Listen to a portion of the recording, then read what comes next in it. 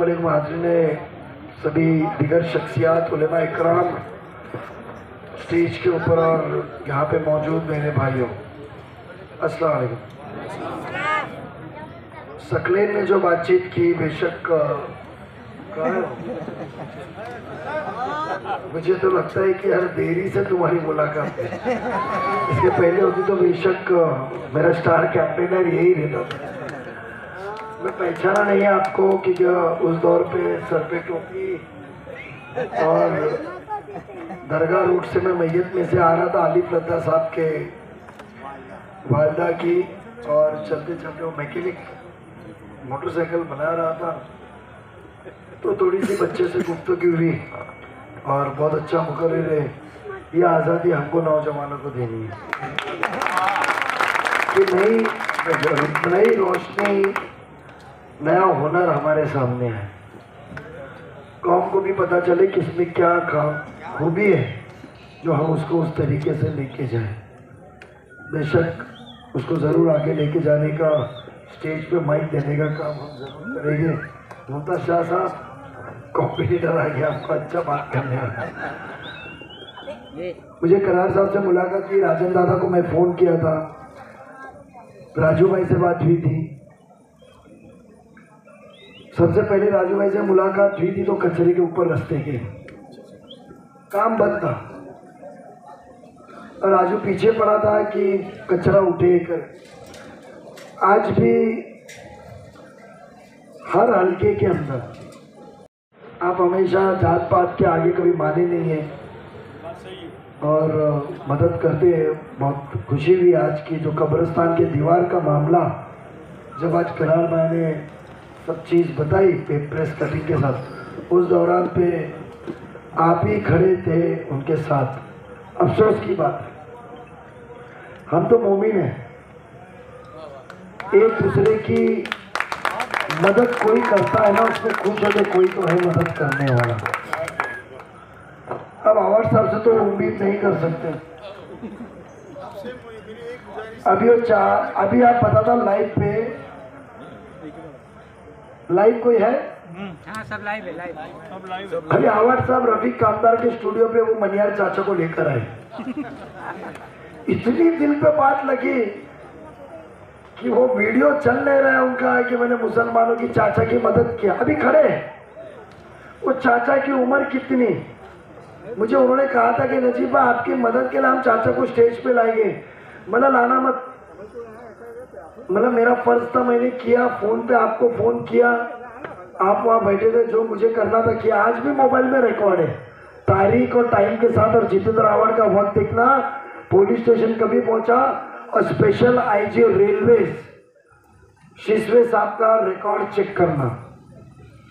और फोन पे मैसेज का रिकॉर्ड आज भी है। बट इतने मन को बात लग गई है कि ये उम्र में भी वो चाचा को लेकर आए रफीक कामदार साहब के स्टूडियो में, और अभी रफीक कामदार साहब का 1 घंटे बाद इंटरव्यू चलेगा। मैं तो पान खाता नहीं हूँ, सुपारी तो मैनूर तवा चबा के खाता है। मैं पान नहीं खाता, पान तुम खाते ना मैनूर सुपारी डाल के, मैं तो खाता नहीं हूँ। अब इंटरव्यू चलेगा। अल्लाह मालिक है, आपको किसी कौम के लोगों ने जब मेरे भाई के सामने, अभी वापस से कान पकड़ दो, गलती भी 2009 में बहुत, और जब बोलूंगा वहां से याद निकलेगी, कान पकड़ दो। 2009 में कलवा ने नकारा था तो यही मुमरा कौसा की आवाम ने आपको मोहब्बत से जिताया था। कहा था अपन मैं माफी चाहता हूँ, पहचाना नहीं। सुहाना में अपन ने मीटिंग किए थे, फिर आगे की, और उसमें भी कहते, ज़ैनबिया में भी कहते हैं, बेमान। मेरे ख्याल से मेरे को मदद करने के लिए जब हिदायत सैयद साहब आए थे, राबड़ी के हिदायत भाई, हाँ हिदायतुल्लाह भाई, और वो सब आए थे, आपकी मुलाकात करा के मदद किए थे। जब वो मुसलमानों ने आपको इतना वोट दिया, और एक बार ने 3 बार दिया। आप चोरी करते गए, पैसा बनाते गए, लूटते गए, मगर मुसलमानों ने आपसे मोहब्बत की। तो एक बुजुर्ग मोमिन को समझो आपने मदद की, झुकी नहीं है, मदद की, ऐसा समझो, मदद की तो इतना ढोंगा पीटने का, क्यूट सूट चाचा, कौम का रहनुमा, कौम का रहनुमा, कौम का रहनुमा। अरे ये कौम ने आपको इतने भर भर के मोहब्बत और वोट दी, उसका क्या?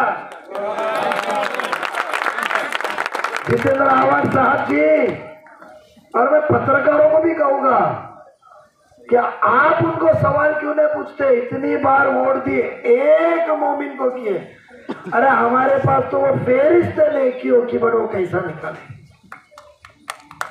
कब्रिस्तान के नजदीक खड़ा हूं, मुझे वहां जाके नेकी कमाने का, मेरी नेकी गिनती में होगी, तुम्हारी वीडियो और क्रेडिट नहीं काम आने वाली मुझे। अच्छा होना होने दो, नीयत साफ और चीज अपने हाथ में। शर्म आती है कि एक चाचा को आप खानदेश से उठा के लेकर आए, तो बच्चे की जिद रहती है, जिद्दी बच्चा रहता है, नहीं मुझे तो चाहिए, नहीं मुझे तो चाहिए, वैसा तो खिलौना है, मुझे चाहिए, नहीं वो रास्ते पे धूल मट्टी में बैठ जाता, नहीं मैं चाहिए। अरे वैसा खेल कर रहे जितेंद्र रावत साहब, तो भी मुसलमान को आप गुमराह नहीं कर सकते। वो चाचा का हिसाब पिट्टूस हो चुका है। आप हमारे वोट के कर्जदार थे, छोटा सा दिए तो कुछ नहीं हुआ, यह है माशरा है। आप लोगों की दुआ है और आप लोगों का यकीन है कि आज जब हम दो साफ नीयत वाले आपको मदद करने वाले, आजादी के मामले में कहा, आजादारी के मामले, इधर ऊपर शाहदुल्लाह साहब की बड़ी बहन, बड़ा बनना अम्मी,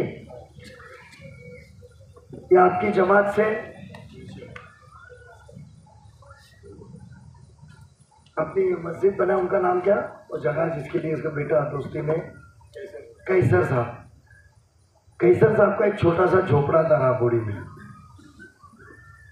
वो कैसर साहब के झोपड़े की आज मस्जिद के सामने कचरा फेंका जाता है आपके, कि सफाई होके सब चीज मुकम्मल रखी जाती है? एकदम मुकम्मल रखी जाती है। हर दावत विवत कैसा होती है? एकदम बढ़िया होती है, कभी तकलीफ आई? कोई तकलीफ नहीं है अभी तक हमको, कभी तकलीफ।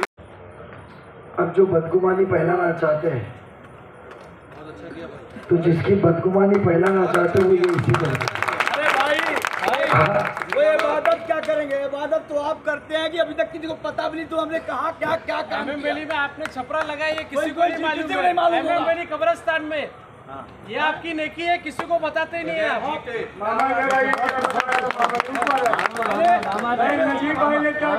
क्या कहा था भाई, मना कर, स्कूल से लेकर हॉस्पिटल से लेकर रेबर भाई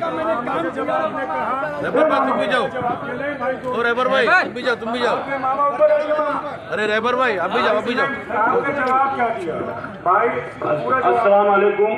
मैं आज बोलना चाहता हूँ कि मेरा बड़ा भाई नजीब भाई ने कहा कि वो मेरी इबादत है, और मामा मेरी इबादत किसी को मैं बताना हाथ जोड़ता हूँ, मैं इबादत बताना नहीं चाहता हूँ, क्योंकि कितने बच्चों को स्कूल में लेके और कितने हॉस्पिटल में लेके मैंने जो कुछ आज तक काम बोला नजीब भाई ने फौरन किया। ये डॉक्टर जितेंद्र अवार्ड 13 साल मैंने कभी किया। वैली शिया कब्रिस्तान जो है, माशाल्लाह से भाई ने मना किया था मेरी नेकी किसको बताना नहीं, लेकिन हमसे बर्दाश्त नहीं हुआ। वहाँ जो लेडीज का इंतजाम जो छपरा लगा है भाई ने करा के दिया है।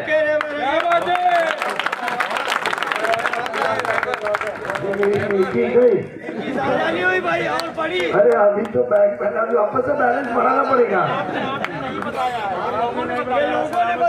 ये इलेक्शन का मौजूद पे नहीं बताने की चीज होती है।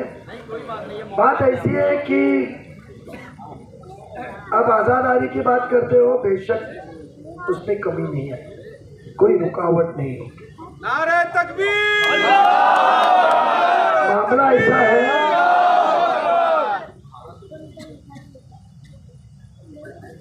कि क्योंकि हमको कयामत को थोड़ा दूर ढकलना है, तो हमको जितने फिरके कम रहेंगे उतना समझना कयामत नजदीक नहीं है।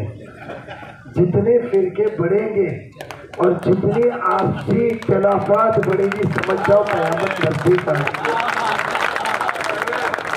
तो जब तक अल्लाह ने मुझे हयाती दी है, मैं वो कोशिश करते रहूंगा कि हम मिलजुल के रहें। सच है ना? तो ये इलेक्शन में निकालना बोलना, जितेंद्र रावत साहब को ये मैं कहना चाहता हूँ कि जो जिम्मेदार मेरे पास आए थे अयाज में, काम होता है ना, अल्लाह अपने को रसूख देता है, कुव्वत देता है, एक अपने जरिए एक रास्ता देता है। सब मर्जी अल्लाह की होती है, बट जरिए इंसान होते, मखलूक होता है। वो जमात के मखलूक जरिए आप हो किधर, तो वफा साहब से आपकी जमती है नहीं जमती है, सामने वाले से जमती नहीं जमती है, आपको पता चले। रीदा मैडम से जमे नहीं जमे, नजीब मुल्ला से जमे नहीं जमे, आपको पता चले कि मेरी जमात को ये चीज चाहिए, अपना काम करने का भूल जाए। रीदा मैडम को भी यही नसीहत। सभी जो सियासत में है, मुझे अफसोस हुआ जब पता चला कि कब्रिस्तान का मालिक महापालिका, कब्रिस्तान का मालिक महापालिका, थाने महानगर पालिका के पास जैसा स्मशान संभालने के लिए, शमशान भूमि संभालने के लिए केयर टेकर है, वहाँ डेथ सर्टिफिकेट, ये बॉडी की अंत विधि इधर भी है, वो जमाने का दाखला देने को है, वो मुस्लिम कब्रिस्तानों में नहीं है। इनको तो मोमिन करना पड़ेगा, उसका वो दौर से चलते आ रहे, यहाँ नहीं है। इंशाल्लाह आने वाले दिनों में लाएंगे, पर जब तक नहीं तो हमने जेर निगरां कोई ना कोई संभालता है। अफसोस हुआ जब पता चला कि जब से कब्रिस्तान की तामीर हुई है, वो लाइट का बिल आप लोग चंदा निकाल के भर रहे हैं, जबकि वो लाइट की बिल की जिम्मेदारी थाने महानगर पालिका की। पानी का बिल पूछा, वजू खाना, ये वो जब बातचीत कर रहे थे, अब बात निकली है तो आगे की बात बताता हूँ, गेट की और उसकी। तो मैंने बोला पानी आप क्यों भरते? तो हम लोग भरते। मैं वहीं डेप्यूटी सिटी इंजीनियर पवार को फोन लगाया, आचार संहिता नहीं थी। मैंने बोला ये कौन सी मर्जी? मैंने वहाँ बोरिंग भी करना है। तो बोले ये शेड हमने बनाया। बोला आप क्यों बनाते हो? कब्रिस्तान के अंदर इखराजात करने को, नूतनीकरण और दुरुस्ती करने को जिस दिन नजीब मुल्ला उस सभागृह में कदम रखा 2002 में, उसके 1 साल बाद वो बजट देना शुरू हुआ, उससे हम काम करते। राजा 97 में थे, 97 से उसके पहले कब्रिस्तान को बजट नहीं था, सिर्फ स्मशान नूतनीकरण दुरुस्ती था। शिंदे साहब अपने सभागृह में था। मेरे इधर 3 कब्रिस्तान है, एक हमारा कोकनी, एक रावी जो कोकनी था जनरल के, वो वक्फा था। और आज 2024 है, 21 साल से कई करोड़ रुपीस पूरे थाने महानगर पालिका के अंदर कब्रिस्तानों का शुरू हुआ। बट सिर्फ थाने महानगर पालिका पे नहीं, हितेंद्र ठाकुर के उप महापौर थे वसई विरार के सगीर डांगे साहब, वो हमारे रिश्ते में कोकनी है, वो वसई से आया, बोला अरे तू कब्रिस्तान में पैसा चालू क्या किया? मतलब कुत्ते का एक घंटी डाला, कब्रिस्तान निकला। भिवंडी में भी शुरू की, कल्याण में भी शुरू हो, सब जगह उसको मामला शुरू हो। बड़ा अफसोस कि जो आपके सामने गलत अफवाह फैला के गुमराह कर रहे, वो उस दौरान पे काम सही करते ना, तो वो गुमराह क्यों करते? आप उलमा इकराम के सामने आके कहते थे मैंने तो आपका ये काम किया, मुझे वोट दो, और गुमराह भी कर दी इतनी गंदी कि शिया सुन्नी लगाने को निकले।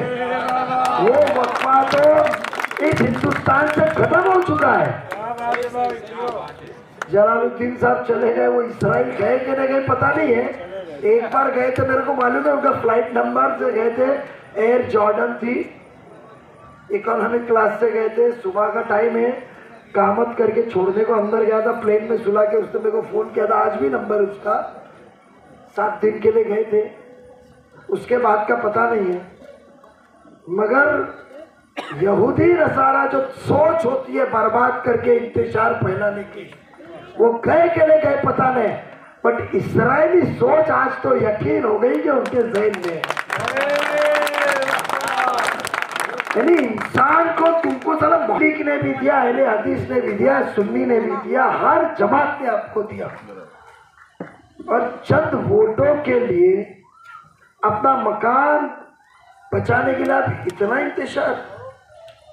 अल्लाह माफ करे। अब सोचो, ये तो कल हमको मस्जिदों के बाहर एक दूसरे के बाहर लड़ा देगा। वो दिन दूर नहीं है, या हमारे एक दूसरे के खिलाफ तलवार निकालने को लगाएगा। उसके पहले ये हो, मैं इतनी दरखास्त करूंगा कि 20 तारीख को 2 नंबर का बटन दबा के आप आपके भाई को जिताइए, जो काम है वो करेंगे। आजाद आंदोलन का मामला तो जहन में भी नहीं। हम तो हमेशा कहते और बयान में कहते हैं, अरे आप इस्लाम खतरे में है क्या बोलते हो बीजेपी के नाम पे? अरे हम तो वो कौम है कि हर 10वें आशूरे के दिन करबला से इस्लाम जिंदा होता है। ये तो हर इमाम कहता, हर मसलक का, हर दीन का। और ये हमको कहते हैं कि बीजेपी से इस्लाम खतरे में। हर साल जिंदा होता है इस्लाम, वहां से नई रोशनी, नए जोश के साथ।